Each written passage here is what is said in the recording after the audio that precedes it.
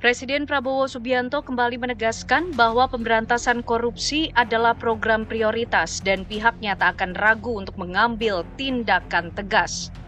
Bahkan, dirinya menekankan tidak boleh ada lagi pihak yang kebal hukum.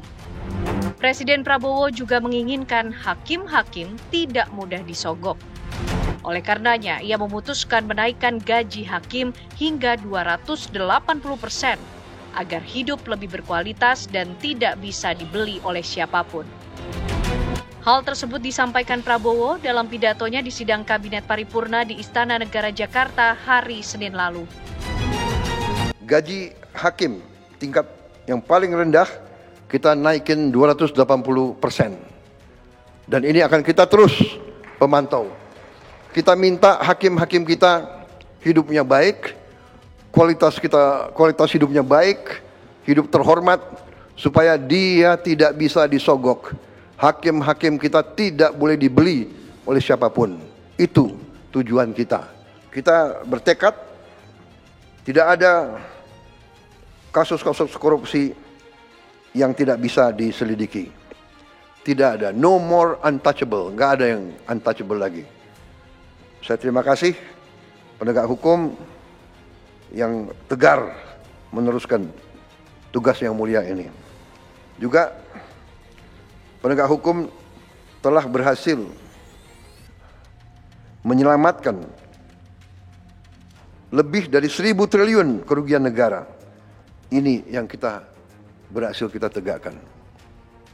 Mungkin ada nggak tahu pihak-pihak yang teriak-teriak, tapi sudahlah. Pihak-pihak itu pihak-pihak yang salah. Pihak-pihak yang melanggar hukum, pihak-pihak yang mencuri dari rakyat Indonesia, yang mengakibatkan kita masih banyak orang miskin karena kekayaan kita banyak dicuri. Lantas, apakah pernyataan Presiden adalah sinyal bahwa ada pihak-pihak yang kebal hukum sehingga sulit untuk ditindak? Lalu, seberapa besar keseriusan penegak hukum menindak koruptor yang disinyalir dekat dengan pusat kekuasaan?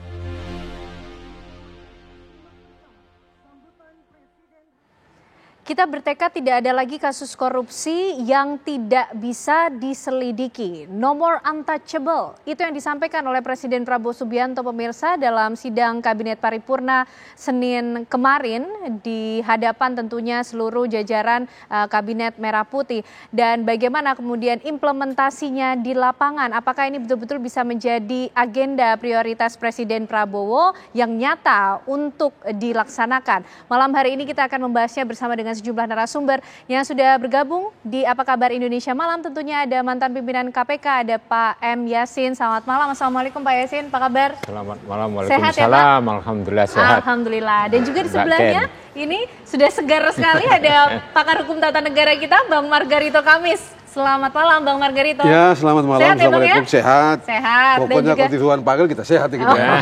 Harus dong, harus sehat. Dan juga bergabung bersama kita melalui sambungan Zoom ada mantan Hakim MA, Bapak Gayus Lumbun. Selamat malam Pak Gayus Lumbun. Ya, selamat malam. Sehat juga ya malam, Pak ya. Prof. Ya, malam Prof. Margarito, Prof. Pak Margarito, selamat malam. Selamat malam. Pak Yasin, selamat malam. Ya, Oke, selamat malam baik. Pak. Pak Yasin, merespon mungkin bagaimana semangat dari Presiden Prabowo Subianto. Optimismenya sampai berapa persen Pak? Ketika kita bicara di Indonesia tidak boleh ada lagi kasus korupsi yang tidak bisa diselidiki. Tidak ada yang kebal hukum. Prakteknya begitu Pak Yasin? Ya, ini statement orang nomor satu. Dari harus direspon positif oleh semua aparat penegak hukum. Oke. Bahwa fokus utama atau yang menjadi prioritas adalah pemberantasan korupsi. Diikuti dengan pencegahan korupsi atau berjalan secara concurrent gitu. Jadi artinya bahwa penegak hukum harus berani merespon apabila korupsi itu dilakukan oleh high ranking official, yaitu para pejabat tinggi, yakni penyelenggara negara itu terdiri dari penegak hukum dan pejabat negara atau penyelenggara negara di tataran tinggi itu. Jadi tataran misalnya, tinggi ini yang di level mana, Pak Yasin? Ya dari presiden, ya dari menteri, terus kemudian anggota DPR, terus anggota MPR kalau dulu ya DPD, terus kemudian juga para pejabat eselon 1 di semua lembaga negara, kementerian maupun yang non kementerian gitu. Terus kemudian pejabat lain yang terkait korupsinya itu yang dilakukan oleh penyelenggara negara dan penegak hukum. Penegak hukum di dalamnya ya ada ya KPK, kepolisian, kejaksaan, serta di bawah MA yaitu para hakim gitu. Jadi yang paling penting yaitu tujuan pendirian KPK, kan sudah ada penegak hukum sebelumnya yaitu kepolisian dan kejaksaan yang menangani pidana khusus dan pidana umum. Muncul KPK yaitu untuk meningkatkan daya guna dan hasil guna pemberantasan korupsi. Ya, artinya yang disinggung atau yang disentuh oleh KPK itu ya very high ranking official. Saya mengharapkan secara pribadi sebagai anggota masyarakat dan mantan KPK itu KPK harus kembali ke marwahnya. Kalau misalnya anggota DPR, para menteri aktif dan non aktif, kemudian orang yang dekat dengan sumbu kekuasaan, itu asalkan buktinya cukup, memenuhi 2 alat bukti yang cukup, berdasarkan barang bukti yang dikumpulkan dan keterangan saksi serta ahli, maka ya harus diproses hukum. Jadi tidak mengenal artinya itu jabatan, karena diatur dalam konstitusi. Pasal 27 ayat 1, 28D ayat 1 juga, bahwa equality before the law, yaitu kesamaan dalam hukum. Setiap atau seluruh warga negara itu sama kedudukannya dalam hukum, jabatan dan pemerintahan. Maka harus itu direspon oleh KPK. Harus direspon positif juga oleh KPK. Sampai situ dulu Pak Yasin. Prof Gayus, ini kan juga dulu sebagai salah satu aparat penegak hukum. Kalau tadi Pak Yasin bilang ini harus direspon positif oleh seluruh aparat penegak hukum. Konstitusinya sudah ada. Ditambah lagi nih Presiden Prof Gayus yang langsung bicara berkali-kali menegaskan mengenai hal ini. Harus menjadi concern dari para hakim juga? Tentunya ya, bukan cuma hakim, tapi lembaga pengawasan, penindakan itu juga harus konsisten seperti perintah Presiden. Ini suatu perintah, tidak ada yang untouchable. Ya. Artinya ya harus berani, KPK harus berani. Ya jangan kalah sama penegak hukum yang lain, ya jangan cuma bicara saja. Bagi saya memang ini satu kesempatan yang baik kita memilih presiden yang tegas. Harus diikuti oleh penegak hukum yang lain yang juga tegas. Kalau tadi menyinggung soal hakim, ya hakim juga memang perlu pengawasan dan penindakan. Artinya apa? Walaupun presiden memberikan satu kesempatan yang baik, contohnya pada bulan yang lalu hakim-hakim ini diberi tunjangan naik sampai hampir 300%. Betul, 280%, Prof. Ya. Hari ini dari saat itu belum ditemukan lagi pelanggaran di antara hakim, belum tercuat atau belum mencuat ya. Jadi ini menunjukkan memang keberhasilan presiden untuk memberi tunjangan yang cukup. Hakim dengan tenang bisa bekerja. Tapi bukan berarti pengawas, lembaga pengawasan penindakan itu tidak juga kerja keras, tetap akan mencari, ya, jangan tunggu bola, kejar bola kalau perlu, mencari juga siapa yang perlu dilakukan.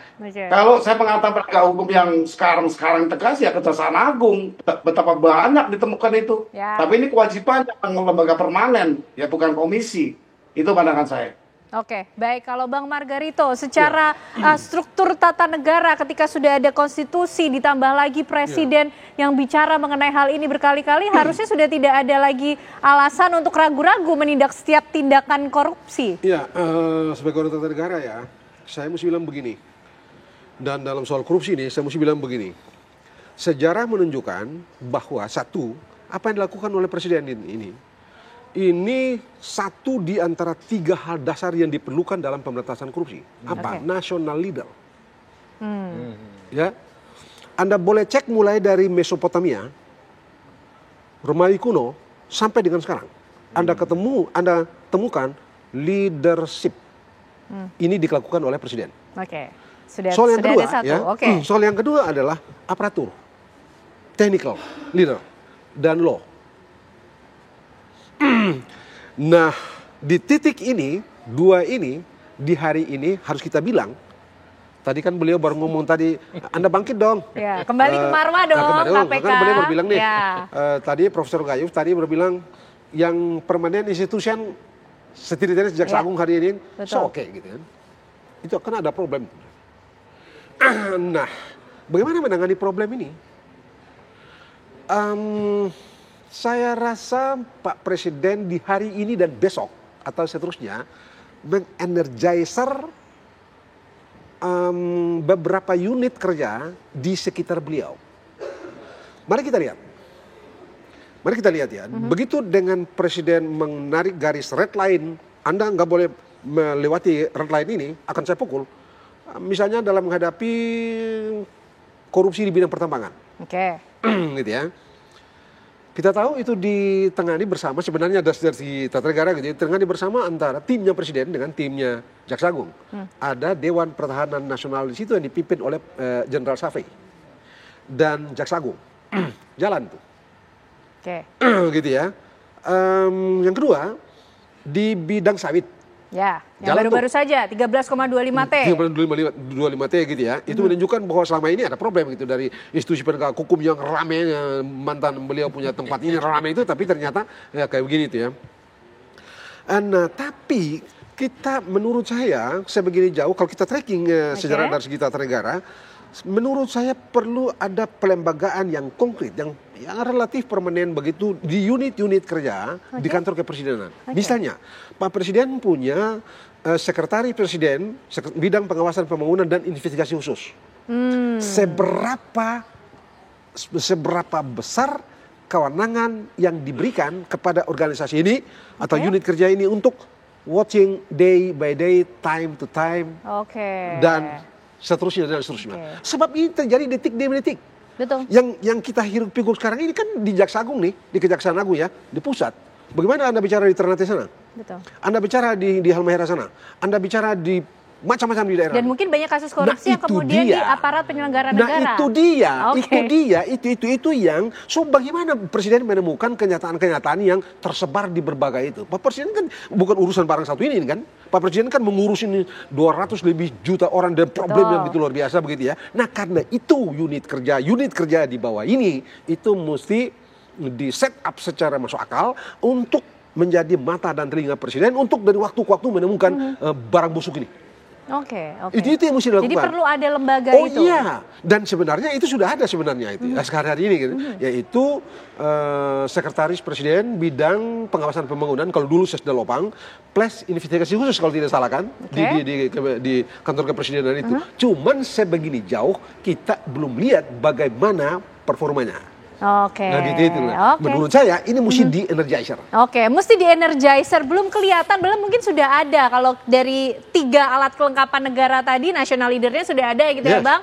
Aparat penegak hukumnya sudah ada. Law hukumnya juga sudah ada. Nah tinggal semangat dan keberaniannya ini seperti apa. Memang ada apa kemudian di balik kasus-kasus besar yang mungkin belum terungkapkah pemirsa? Kami akan hadirkan pembahasannya untuk Anda usai jeda.